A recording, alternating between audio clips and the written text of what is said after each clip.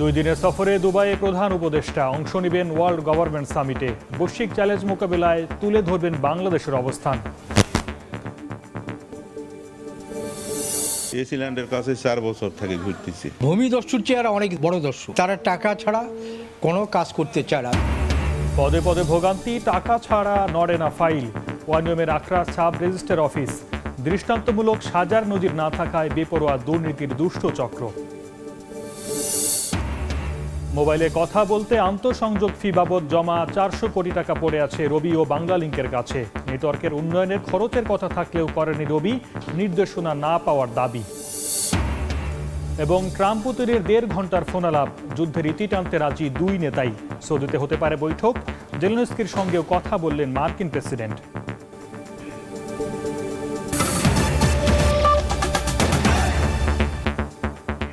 সময় সংবাদের সঙ্গে আছি আমি সর্দার মোহাম্মদ আরিফ। জেলায় জেলায় কফির মিছিল করেছে বৈষম্য বিরোধী ছাত্র আন্দোলন। গাজীপুরে আওয়ামী লীগের সমর্থকদের হামলায় নিহত তরুণ আবুল কাশেমের খুনিদের দ্রুত আইনের আওতায় আনার দাবি জানান ছাত্র নেতারা।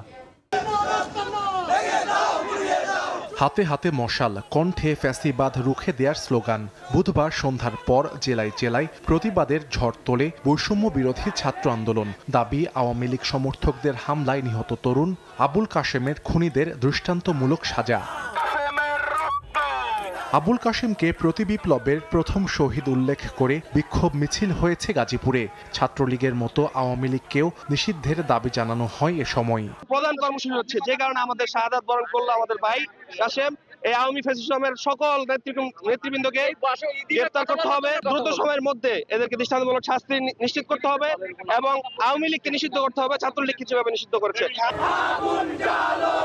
চট্টগ্রামে প্রতীকী কফিন মিছিল করে হত্যাকাণ্ডের বিচারের দাবি জানায় বৈষম্য বিরোধী ছাত্র আন্দোলন। খুলনায় জাতীয় নাগরিক কমিটির ব্যানারে বিক্ষোভ মিছিল হয়েছে। শিববাড়ি মোড় থেকে বের হওয়া মিছিল বিভিন্ন সড়ক প্রদক্ষিণ করে একই স্থানে গিয়ে শেষ হয়। ময়মনসিংহে টাউন হল মোড় থেকে মশাল মিছিল বের করে বৈষম্য বিরোধী ছাত্র আন্দোলন। বিভিন্ন সড়ক ঘুরে জিলা স্কুল মোড়ে আয়োজন করা হয় সমাবেশ। প্রতিটি এমপি থেকে শুরু করে আওয়ামী লীগের প্রতিটি সদস্য তারা এই বাংলাদেশের হত্যা, লুটপাট, এই জুলাই অভ্যুত্থানের, জুলাই বিপ্লবে তারা গুলি করেছে, আমাদের ভাই বোনদেরকে হত্যা করেছে। তাদের বিচার নিশ্চিত করতে হবে এবং আওয়ামী লীগকে কোনোভাবে নির্বাচনে অংশগ্রহণ করতে দেওয়া যাবে না। 5 তারিখের পরবর্তী সময়ে প্রত্যেকটা অন্যায়ের, প্রত্যেকটা হত্যার বিচারের দাবিতে আমরা সর্বদাই রাজপথে আছি। যতদিন পর্যন্ত এই ফ্যাসিস্টদের নিষিদ্ধ না করা হবে ততদিন পর্যন্ত আমরা রাজপথে ভাইয়ের আমার সংগ্রাম চালিয়ে যাব। ষড়যন্ত্র করবে যারা জুলাই আগস্টের সহযোদ্ধাদের উপর হামলা আক্রমণ চালাবে, তাদের বিরুদ্ধে আমরা আমাদের লড়াই সংগ্রাম অব্যাহত রাখব। শেরপুরে কফিন মিছিল করেছেন বৈষম্য বিরোধী ছাত্র আন্দোলনের নেতাকর্মীরা। পরে শহীদ মাহবুব চত্বরে সংক্ষিপ্ত সমাবেশে আওয়ামী লীগকে নিষিদ্ধের দাবি জানান বক্তারা। বাংলাদেশে আর কোন ফ্যাসিস্টকে দাঁড়াতে দেব না। যে ফ্যাসিস্ট চলে গেছে আর কোন ফ্যাসিস্ট যেন এখানে আর না আসতে পারে। মৌলভীবাজারেও বিক্ষোভ মিছিল হয়েছে। শহরের কোট এলাকা থেকে বের হওয়া মিছিল প্রেস ক্লাব প্রাঙ্গণে গিয়ে শেষ হয়। আওয়ামী সন্ত্রাসীদের হামলায় প্রাণ হারানো আবুল কাশেমের গায়েবানা জানাজা হয়েছে ফেনী ও রাঙামাটিতে। হামলায় জড়িত আওয়ামী সন্ত্রাসীদের দ্রুত গ্রেফতারের দাবি জানান বৈষম্য বিরোধী ছাত্র আন্দোলনের নেতাকর্মীরা। কিভাবে আওয়ামী লীগকে নিষিদ্ধ করা যায় সেদিকে আপনারা পদক্ষেপ নিন। যদি আপনারা নিতে ব্যর্থ হন তাহলে বাংলার ছাত্র সমাজ, যুব সমাজ থেকে শুরু করে আপামর বাংলা, সারা বাংলার জনগণ রাস্তা নিয়ে পড়বে। ওয়ার্ল্ড গভর্নমেন্ট সামিটে যোগ দিতে দুবাই পৌঁছেছেন অন্তর্বর্তী সরকারের প্রধান উপদেষ্টা ডক্টর মোহাম্মদ ইউনূস।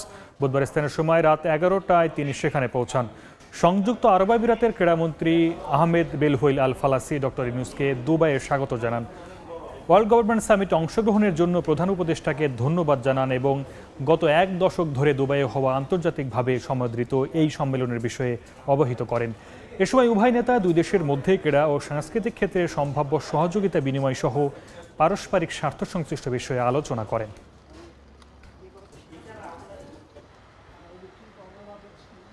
ইউএইর সাথে আমাদের সম্পর্ক যাতে আরো ডিপার হয় সেই জন্যই মিটিংগুলো হচ্ছে। তা অনেকগুলো ইস্যু তো আছে তাদের সাথে, আমাদের সাথে তাদের বিজনেস, ট্রেড, এগুলো সম্পর্ক বাড়ছে। আর এট দ্য সেম টাইম আপনি জানেন যে আমাদের ইউএইতে আমাদের ভিসা কিন্তু বন্ধ আছে। তো স্যার চেষ্টা করবেন যে এই বিষয়টা নিয়ে রেজ করতে এবং এই বিষয় নিয়ে কথা হবে। কমিউনিটির সাথে মিটিং তো আছেই। এবারের ওয়ার্ল্ড গভর্নমেন্ট সামিটের মূল অ্যাট্রাকশন হচ্ছেন প্রফেসর ইউনূস। উনি কথা বললেন। আর আপনি জানেন ওয়ার্ল্ড গভর্নমেন্ট সামিট ভারতের প্রায় এক যুগের বেশি সময় ধরে হচ্ছে, প্রতি বছরই হয় এবং এটা ইনক্রিজিংলি অনেক ওয়ার্ল্ডের টপ লিডারদেরকে অ্যাট্রাক্ট করছে। ক্ষমতার অপব্যবহার ও মোটা অঙ্কের অবৈধ লেনদেনের মাধ্যমে বেআইনিভাবে জমির দলিল তৈরি ও হস্তান্তরের অভিযোগ মিলেছে এক শ্রেণীর সাব রেজিস্ট্রারের বিরুদ্ধে। নির্ধারিত ফির 5 থেকে 7 গুণ বেশি টাকা নেওয়া হয় নামজারির জন্য। নির্দিষ্ট সময় কর্মস্থলে না আসা, অভিযোগ পেয়েও ভূমি বিরোধ নিষ্পত্তি না করা সহ মামলা চলমান থাকার পরও জমি হস্তান্তরের মতো ঘটনা ঘটেছে ভূমি অফিস ও সাব রেজিস্ট্রার কার্যালয়ে। বিশেষজ্ঞরা বলছেন, সেবা সংস্থায় নিয়োজিত দুর্নীতিগ্রস্ত কর্মচারীদের বিরুদ্ধে দৃষ্টান্তমূলক সাজার নজির না থাকায় এমন উদাহরণ বেড়ে চলেছে। ভূমি ও সাব রেজিস্ট্রার অফিসের অরাজকতা নিয়ে বিস্তারিত জানাচ্ছেন সাইফুল রুদ্র। একটি জমির খারিজ বা নামজারির সরকারি ফি মাত্র 1170 টাকা। তবে ভূমি অফিসগুলোতে জমির ধরন অনুযায়ী দলিল প্রতি নেওয়া হয় 5000 থেকে 20,000 টাকা পর্যন্ত। টাঙ্গাইল সদরে ভূমি অফিসের কর্মকর্তাদের কথোপকথনে মিলেছে এর প্রমাণ। 5500 টাকা পাঠাইতে বললেন। আচ্ছা, একটু ফোন দিয়ে নেন। ভাই, আমি কিন্তু আপনার নামটাই ভুলে গেছি। এরপর মাসুদের সহ ভাই বলেন তো দেখি, একটু কমায় ঠমায় নামজারিটা। কারোর সাথে কথা বলেন, এগুলা তো ভাই ফোনে কথা বলে ঝামেলা। মনে করেন 2-4টার লেগে 2-4 লাখ খাবো। আমার বিকাশ নাম্বার দিয়ে দিচ্ছি, 7-8 হাজার পাঠাই দেন। 26 জানুয়ারি 2025 রাজধানীর ডেমরার বাঁশেরপুল সাব রেজিস্ট্রার অফিসে বিকেল 5টা পর্যন্ত অপেক্ষা করেও কাঙ্ক্ষিত সেবা পাননি ভুক্তভোগীরা। 10টার দিকে আসছে, এখন বাজতেছে আপনার 5টা, এখনো ওয়েটিং এ আছে। টাকা ছাড়া কোনো ফাইল কোনো টেবিল থেকে যায় না। মিজানুর রহমানের অভিযোগ, আইন না মেনেই পৈতৃক সম্পত্তি অন্যদের নামে রেজিস্ট্রি করে দিয়েছেন মোহাম্মদপুর ও ভেদরগঞ্জের sub registrar. Sub registrar Mohammad Shahin Alam national housing একটা প্রপার্টি বড় মানে ঘুষ গ্রহণ করে উনি বিনা পারমিশনে উনি দলিল করে দিয়েছেন। আরেকটা অভিযোগ হয়েছে, আমার একটা সম্পত্তি নামজারি করছি এবং খাজনা দিচ্ছি, ওই জমি ওইখানকার যে সাব রেজিস্ট্রার মোহাম্মদ আরিফুর রহমান তিনি বেআইনিভাবে অন্য কারোর কাছে এই জমিটা দলিল করে দিয়েছেন। অবৈধভাবে খাজনা নিয়ে ভূমি হস্তান্তরের অভিযোগ রয়েছে কেরানীগঞ্জের সাব রেজিস্ট্রারের বিরুদ্ধে। এই অভিযোগ গড়িয়েছে নিবন্ধন অধিদপ্তর পর্যন্ত। জমিটা নিয়ে মামলা চলতেছে, ভূমি অফিসে স্থগিত আদেশ দেওয়া আছে। তারপরও ভূমি অফিসের সাথে লিয়াজু করে সাব রেজিস্ট্রার রেজিস্ট্রিটা করে দিয়ে আমাদেরকে আরও আর্থিক মানসিক সকল দিকে ক্ষতিগ্রস্ত করেছে। তেজগাঁও রেজিস্ট্রি কমপ্লেক্সে সময় সংবাদের উপস্থিতি টের পেয়ে রুম থেকে বেরিয়ে যান মোহাম্মদপুরের সাব রেজিস্ট্রার শাহিন আলম। পরে খাসকামরায় দেখা মিললেও ক্যামেরায় কথা বলেননি তিনি।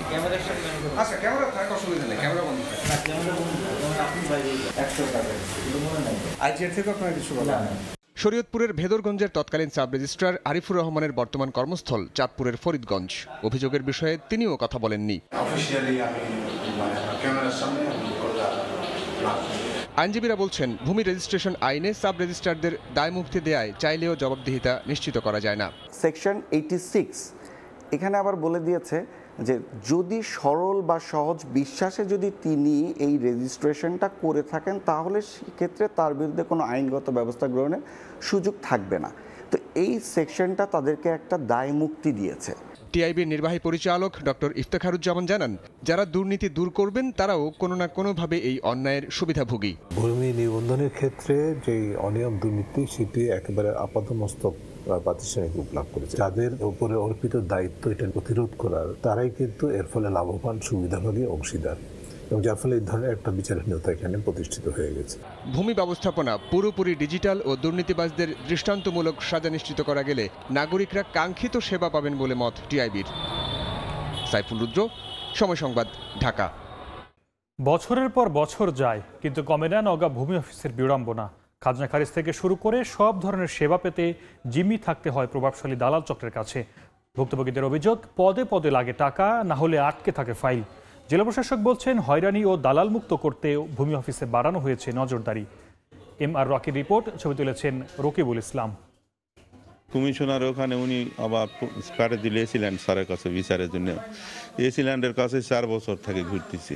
লাস্ট তিনি নথিজাত করলো, আবার সেই রেকর্ড নিয়ে যাচ্ছি এডিসি অফিস। যে জায়গা থেকে শুরু করছি সেই জায়গাতেই যাচ্ছি।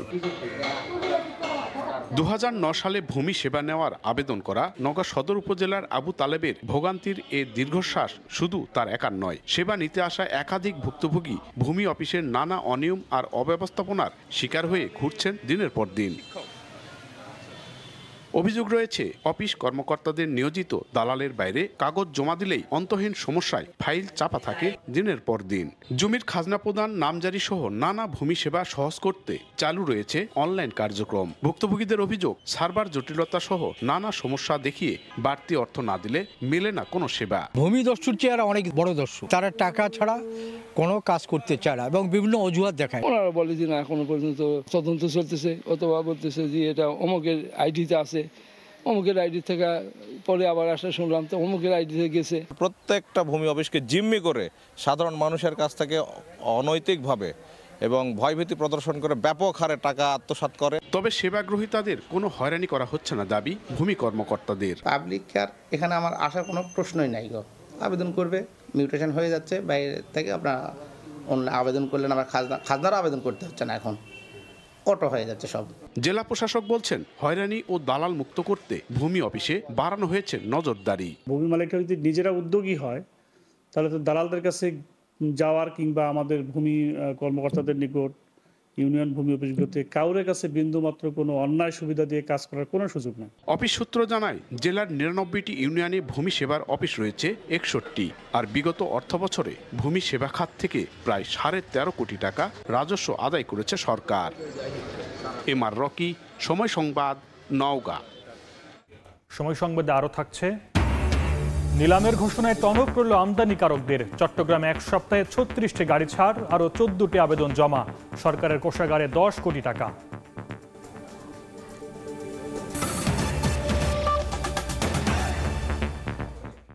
মোবাইলে কথা বলার ক্ষেত্রে আন্তঃসংযোগ ফি বাবদ জমা প্রায় 400 কোটি টাকা পড়ে আছে রবি ও বাংলালিংকের কাছে। এ অর্থ বিটিআরসি নির্দেশনায় প্রত্যন্ত অঞ্চলে নেটওয়ার্ক উন্নয়নে খরচ করার কথা, অথচ গেল 4 বছরে তহবিল থেকে কোনো অর্থই ব্যয় করেনি রবি। এক্ষেত্রে নিয়ন্ত্রণ সংস্থার কাছ থেকে নির্দেশনা না পাওয়ার দাবি করছে অপারেটরটি। তবে কমিশনকে জানিয়ে 200 কোটি টাকা খরচ করেছে বাংলালিংক। বিটিআরসি বলছে তহবিলের ব্যাপারে দ্রুতই সিদ্ধান্ত নেওয়া হবে। শুভ খানের রিপোর্ট। বর্তমানে 8.5 কোটি গ্রাহক নিয়ে টেলিকম খাতের প্রায় 46% শেয়ার গ্রামীণফোনের দখলে। 2024 সালে শীর্ষ অপারেটরটির কর পরবর্তী নিট মুনাফা হয়েছে 3,631 কোটি টাকা। টেলিকম খাতে একক আধিপত্য কমাতে 2019 সালে গ্রামীণফোনকে সিগনিফিকেন্ট মার্কেট পাওয়ার অপারেটর ঘোষণা করে বিটিআরসি। জিপি যাতে আর মার্কেট শেয়ার না বাড়াতে পারে সেজন্য আন্তঃসংযোগ ফি বৃদ্ধি সহ বেশ কিছু বিধিনিষেধ আরোপ করা হয়। রবি, বাংলালিংক ও টেলিটক গ্রাহকরা একে অপরের সঙ্গে কথা বললে আন্তঃসংযোগ ফি বাবদ মিনিটে 10 পয়সা লেনদেন করে এই 3 অপারেটর, অথচ জিপি নম্বরে কথা বললে একই ফি বাবদ এই 3 অপারেটর থেকে গ্রামীণফোন পায় 7 পয়সা। বাকি 3 পয়সা আলাদা ব্যাংক হিসেবে জমা রাখে রবি ও বাংলালিংক। 2020 সালের জুলাই থেকে এ পর্যন্ত রবির তহবিলে 340 কোটি টাকা এবং বাংলালিংকের জমেছে প্রায় 260 কোটি টাকা। বাংলালিংক বলছে এরই মধ্যে 200 কোটি টাকা খরচ হয়েছে, তবে অর্থ ব্যবহারের নির্দেশনা পায়নি রবি। ইন্টারকানেকশন ফিস থেকে যে সেভিংসটা আমরা করেছি, এটা কিন্তু সেভিংস, এটা কিন্তু রেভিনিউ না।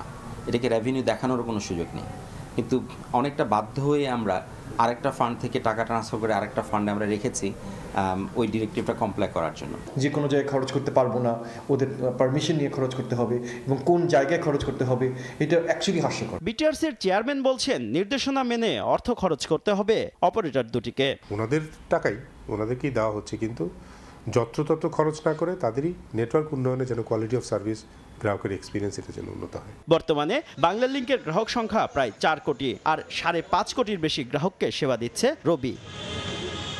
শুভ খান, সময় সংবাদ, ঢাকা। নিলামের ঘোষণায় অতিরিক্ত শুল্ক পরিশোধের পাশাপাশি জরিমানা দিয়ে মাত্র 1 সপ্তাহে 36টি গাড়ি ছাড় করে নিয়েছে আমদানিকারকরা।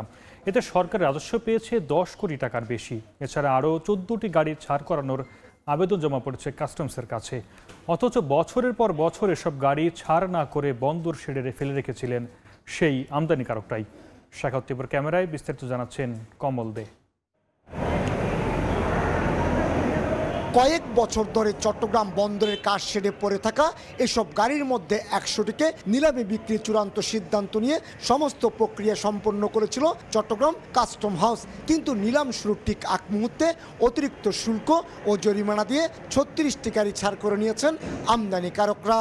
দ্রুত তারা ট্যাক্স পরিশোধ করে খালাস করে নিয়ে যাচ্ছে, গভর্নমেন্ট তার রাজস্ব এখান থেকে বেশি পাচ্ছে। আমরা নিলামের মাধ্যমে গেলে হয়তো দাম কিছু কম পেতে পারতাম, বাট যেহেতু রাজস্ব পরিশোধ করে তারা গাড়িগুলো খালাস নিয়ে যাচ্ছে, আমরা রাজস্বের দিক দিয়ে আমরা বেনিফিশিয়ারি হচ্ছি। বিদেশ থেকে আমদানি করা গাড়ি ছাড় না করে চট্টগ্রাম বন্দরের কাজশেডকে আমদানিকারক প্রতিষ্ঠান শোরুম হিসেবে ব্যবহার করেন বলে অভিযোগ দীর্ঘদিনের। এক্ষেত্রে আমদানিকারক সরাসরি গাড়ি ছাড় করালে বন্দর কর্তৃপক্ষ যে রাজস্ব আদায় করার সুযোগ পায়, নিলামের ক্ষেত্রে তা পায় না। তবে এবার বন্দর কর্তৃপক্ষের চাপের মুখে কাস্টম হাউস নিলাম প্রক্রিয়া শুরু করলে গাড়ি ছাড় করাতে তোড়জোড় শুরু করায় টনক নড়ে আমদানিকারক প্রতিষ্ঠানগুলোর।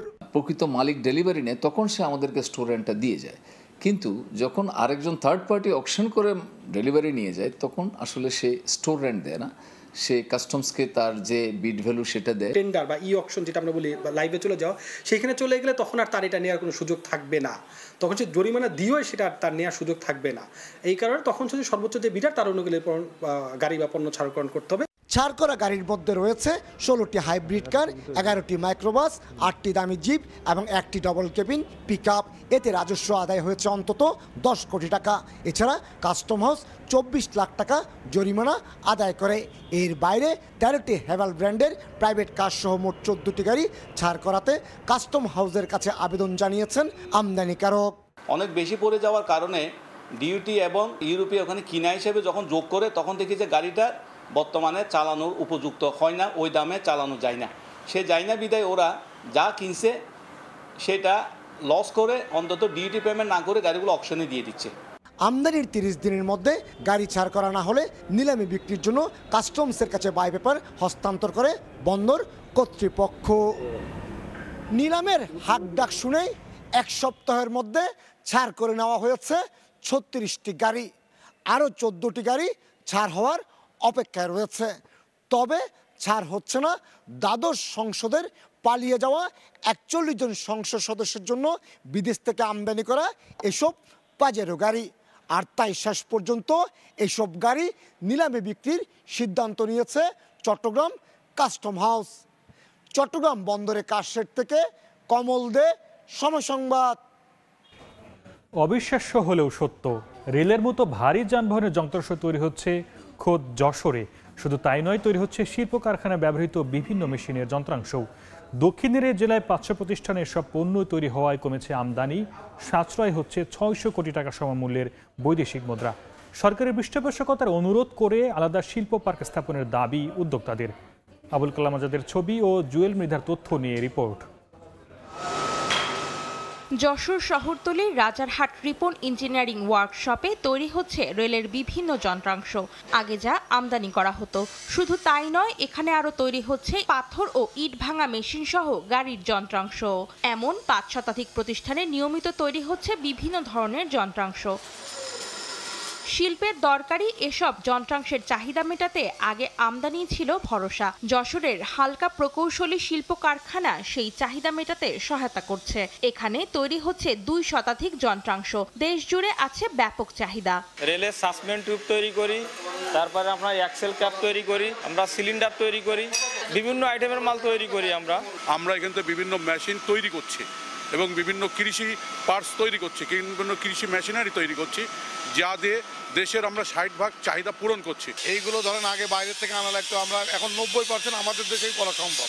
মডার্ন ক্যাটেরিং ম্যানেজারের জন্য তারা যদি ভর্তুকি সহযোগিতা করে তাহলে আমরা এই জায়গাটা আরও উত্তর উন্নতি করতে পারবো। বাংলাদেশ ইঞ্জিনিয়ারিং শিল্প মালিক সমিতির এ নেতার দাবি, এই শিল্পকে এগিয়ে নিতে শ্রমিকদের প্রশিক্ষণ ও আধুনিক যন্ত্রপাতি ক্রয়ে সরকারি পৃষ্ঠপোষকতা প্রয়োজন। দামি দামি মেশিনারি কিনতে হলে সরকারের সহযোগিতা ছাড়া হবে না। আমি চাই সরকার আমাদের ভর্তুকি দিক কিছু, কারণ এই ডিপার্টমেন্টে তালি আর যন্ত্রণা থাকবে না, আমরা আমদানি নির্ভর কমতে রপ্তানিতে চলে যাব। এদিকে উদীয়মান লাইট ইঞ্জিনিয়ারিং শিল্প প্রসারে শিল্প পার্ক গড়ে তোলার তাগিদ ব্যবসায়ী নেতাদের। এই বিটাক এখানে সম্পূর্ণরূপে যদি বাস্তবায়িত হয়, এই বিটাকের অধীনে যে মেশিনগুলো থাকবে সেই মেশিনগুলোর মধ্যে এই ক্ষুদ্র শিল্পর কাজগুলো অনেক ত্বরান্বিত হবে এবং এই বিটাকের মাধ্যমে করে নিতে পারবে। বাংলাদেশ ইঞ্জিনিয়ারিং শিল্প মালিক সমিতির তথ্য, যশোরের হালকা প্রকৌশলী কারখানায় বছরে প্রায় 600 কোটি টাকার যন্ত্রাংশ তৈরি হয়। সময় সংবাদ, যশোর। মেয়র কাউন্সিলর না থাকায় ভোগান্তিতে কুষ্টিয়ার 5 পৌরসভার বাসিন্দারা। ধীরগতিতে নাগরিক সেবার কাজ চলছে বলে অভিযোগ পৌরবাসীর। কাজের গতি বাড়াতে কর্মকর্তাদের অতিরিক্ত কাজ করার নির্দেশ দিয়েছেন জেলা প্রশাসক। বাবুল হোসেনের ছবিতে SM রাশেদের রিপোর্ট। আওয়ামী লীগ সরকার পতনের পর অপসারণ করা হয় দেশের সব পৌর মেয়র ও কাউন্সিলরদের। স্থবিরতা চলে আসে বাসিন্দাদের বিভিন্ন সেবামূলক কাজে। সংকট নিরসনে পৌরসভার বিভিন্ন পদে অতিরিক্ত দায়িত্ব দেওয়া হয় সরকারি কর্মকর্তাদের। কুষ্টিয়ার 5টি পৌরসভার অনেক কক্ষে এখনো ঝুলছে তালা। দীর্ঘ সময় অপেক্ষা করেও মিলছে না অনেক নাগরিক সেবা। সেবা না পেয়ে অনেকেই ফিরে যাচ্ছেন। বেড়েছে ভোগান্তি। দ্রুত সংকট নিরসনের দাবি পৌরবাসীর। সেবামূলক কোনো কিছু পাচ্ছি না। যদি আমাদের মেয়র থাকতো তাহলে আমরা কাউন্সিলরের কাছে আসলে সমস্যাটা সমাধান করে দিতে পারতো। শুধু সময় নিচ্ছে, সময় নিয়ে কিন্তু আমরা ঠিক মতো সেবা পাচ্ছি না। এই জন্য আমাদের অনেক কিছু বাধাগ্রস্ত হচ্ছে। সমস্ত কাজ মেম্বারই করে দিত, আর এখন ধরেন এখান থেকে এই রুম থেকে ওই রুম, ওই রুম থেকে সেই রুম পাঠায় আমাদের। কাউন্সিলর, তারপরে মেয়র, পৌরসভায় অনেক গুরুত্বপূর্ণ একজন, তাদের রাখা উচিত। তাদের ছাড়া আমরা ভোগান্তিতে আছি। নাগরিক ভোগান্তি কমাতে পৌর প্রশাসকদের ছুটির দিনেও কাজ করার নির্দেশ দেওয়া হয়েছে বলে জানান জেলা প্রশাসক। রেগুলার আমাদের যারা পৌর প্রশাসক আছে তাদেরকে আমরা রেগুলার বলছি যেন ওনারা কোনো বিষয় বা কোনো কাজ যেন সময়ের অতিরিক্ত সময় না নেন, এটা যেন দীর্ঘসূত্রিতায় পরিণত না হয়, সেজন্য তাদেরকে নির্দেশনা দেওয়া হয় এবং সেই অনুযায়ী তারা কাজ করছে। কুষ্টিয়া 5টি পৌরসভার বাসিন্দাদের সংখ্যা 4,58,342 জন। SM রাশেদ, সময় সংবাদ, কুষ্টিয়া। সময় সংবাদে আরও থাকছে, উৎসব ঘিরে ক্রেতা বিক্রেতার হাক ডাকে সরগরম ফুলের বাজার। সরবরাহ চাহিদা বাড়লেও কাঙ্ক্ষিত দাম না পাওয়ার দাবি চাষিদের। দেশের সর্বোচ্চ সংখ্যায় প্রতিবন্ধী মানুষের বাস খুলনা জেলায়, আর সংখ্যা ও শতকরা হারে দেশের সবচেয়ে বেশি বিশেষ চাহিদা সম্পন্ন মানুষও এ বিভাগে। সংশ্লিষ্টরা বলছেন, লবণাক্ত বৃদ্ধি, সুষম খাদ্যের অভাব সহ নানা কারণে এই অঞ্চলে বাড়ছে প্রতিবন্ধী মানুষের সংখ্যা। নিয়ামুল হোসেন কোচির ছবিতে আব্দুল্লাহ আল মামুন রুবেলের রিপোর্ট। 18 বছর বয়সী সালমান রহমান। বয়সে তরুণ হলেও তার আচরণ শিশুর মতো। মায়ের হাত ধরে আসছেন বিশেষ শিশুদের স্কুলে। প্রতিবন্ধকতা থাকলেও ছেলেকে নিয়ে ভালো কিছু করার স্বপ্ন দেখছেন মা। এখন আমার বাচ্চাটা অসুস্থ, আমাদের অনেক কিছুই ফেস করতে হয়। আমরা সব জায়গায় যেতে পারি না, সব ফাংশনে আমরা যাই না। ও কিছুটা লেখাপড়া শিখছে, কিছু অক্ষর জ্ঞান ওর এখন হয়েছে। আমরা চিন্তা করছি যে ভবিষ্যতে ওকে কম্পিউটারাইজ কিছু প্রশিক্ষণ দেওয়ার জন্য, যাতে ওইটা নিয়ে ও কিছু করতে পারে। পরিসংখ্যান ব্যুরোর তথ্য মতে সারা দেশে 23,61,000 প্রতিবন্ধীর মধ্যে খুলনা বিভাগে রয়েছে 3,08,185 জন। এর মধ্যে সর্বোচ্চ খুলনা জেলায় 48,145 জন প্রতিবন্ধী আছেন, যার সংখ্যা ও শতকরা হিসেবে দেশের সর্বোচ্চ। বাংলাদেশ পরিসংখ্যান ব্যুরো কর্তৃক পরিচালিত জনশুমারি ও গৃহগণনা 2022-এর তথ্য অনুযায়ী খুলনা জেলার প্রতিবন্ধী ব্যক্তির সংখ্যা 48,145। পার্সেন্টেজ আকারে আমরা যদি বলি, এটা 1.84%। সংশ্লিষ্টরা বলছেন, উপকূলীয় অঞ্চলে এর প্রভাব সবচেয়ে বেশি। দক্ষিণ পশ্চিমাঞ্চলের লবণাক্ততা, সুপেয় পানির অভাব ও গর্ভবতীদের সুষম খাদ্যের অভাবে সন্তান প্রতিবন্ধী হওয়ার আশঙ্কা বেশি থাকে। মানুষের স্বাস্থ্যের ওপর বিরূপ প্রভাব নিরসনে প্রকল্প প্রণয়ন ও আরও গবেষণা প্রয়োজন বলে মনে করছেন তারা। আমাদের এখানে কিন্তু বিভিন্ন সময়ে সাইক্লোন, টর্নেডো এগুলো এসে থাকে, ফলে অনেক সময় দেখা যায় যে আমরা সুষম খাদ্য আমাদের এই এলাকার মানুষ গ্রহণ করতে পারে না। ঠিকমতো বেড়ে ওঠার ক্ষেত্রে সেটা অন্তরায় করতে পারে। গবেষণা থাকলে আসলে আমাদের জন্য আরো বেটার হবে, আমরা সেইভাবে এগোতে পারবো, আমরা সেইভাবে কাজ করতে পারবো। প্রতিবন্ধীদের সহায়তায় সরকার বিভিন্ন প্রকল্প বাস্তবায়ন করছে বলে দাবি সমাজসেবা অধিদপ্তরের। তাদের ভাতা, শিক্ষা উপবৃত্তি বা যে আবাসনগুলোতে তারা থাকে সেখানে জনবল, তাদের স্কুলিংয়ের ব্যবস্থা, সেখানে তাদের হাতের কাজ শেখানো হয়। ওরা চমৎকার হাতের কাজ করে, সেলাই হোক বা পেইন্টিং হোক, অন্যান্য ফিজিক্যাল অ্যাক্টিভিটিস তারা যেগুলো করে, পারফরমেন্স খুব সুন্দর। পরিসংখ্যান ব্যুরোর তথ্য মতে খুলনায় প্রতিবন্ধীর সংখ্যা মোট জনসংখ্যার 1.84%। নানা চ্যালেঞ্জ আর সামাজিক প্রতিবন্ধকতার মধ্যেই বেড়ে উঠছে এসব শিশুরা।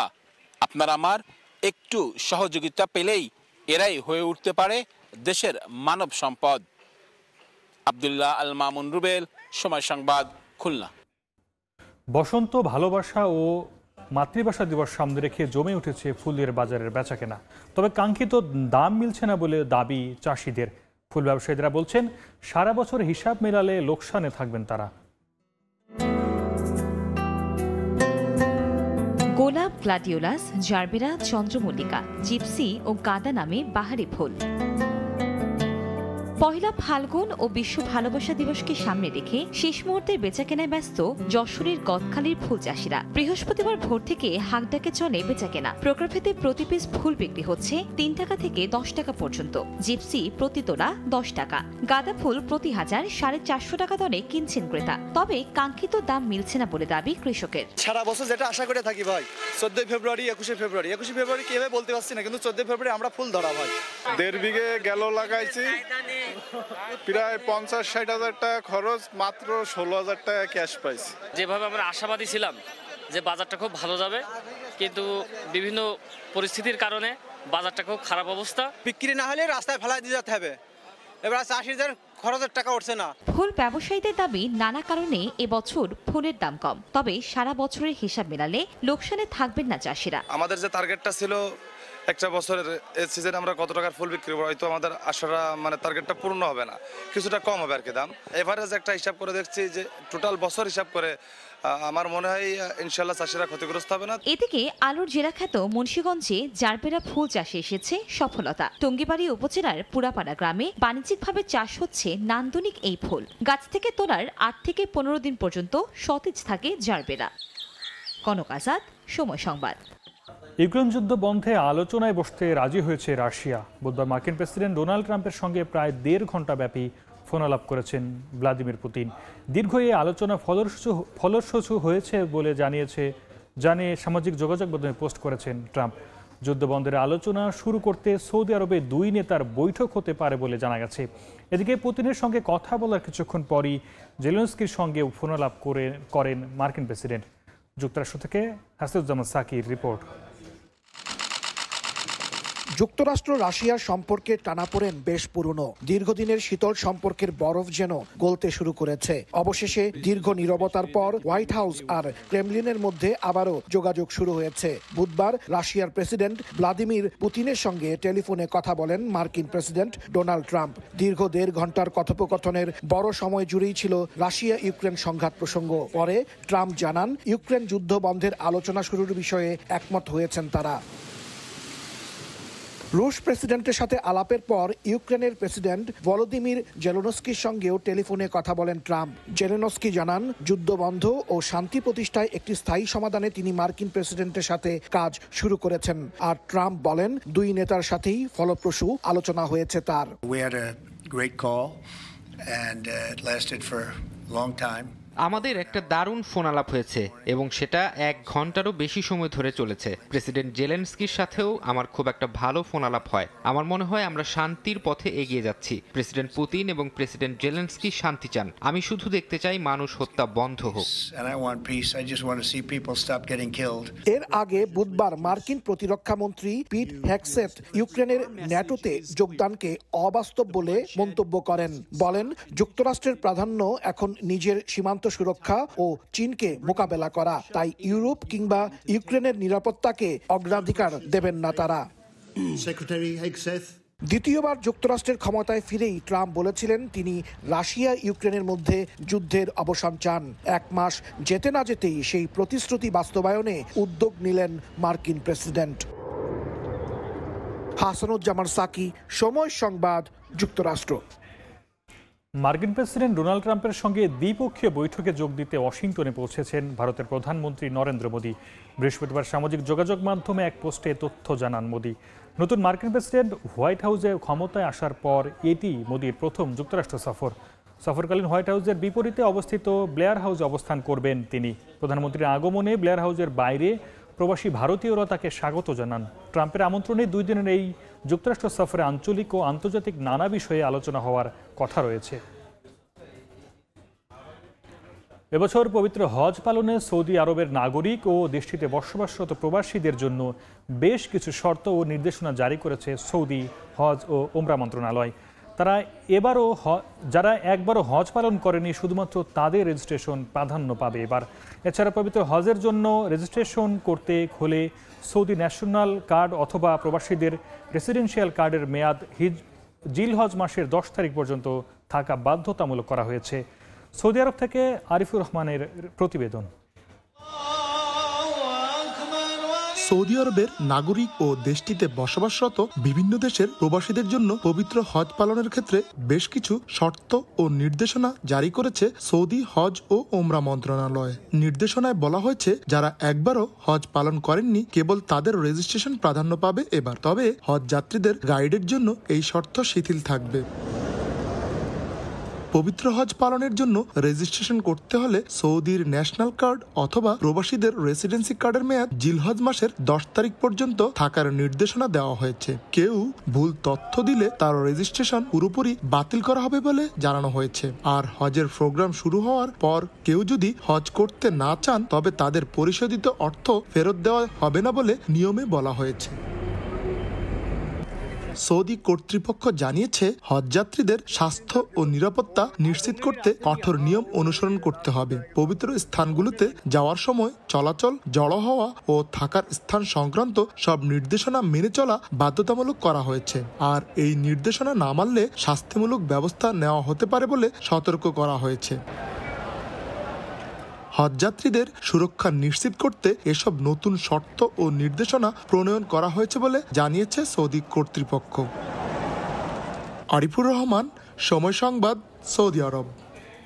এ পর্যায়ের শীর্ষ সংবাদগুলো জানিয়ে দিচ্ছি আরেকবার। দুদিনের সফরে দুবাইয়ে প্রধান উপদেষ্টা অংশ নেবেন ওয়ার্ল্ড গভর্নমেন্ট সামিটে। বৈশ্বিক চ্যালেঞ্জ মোকাবেলায় তুলে ধরবেন বাংলাদেশের অবস্থান।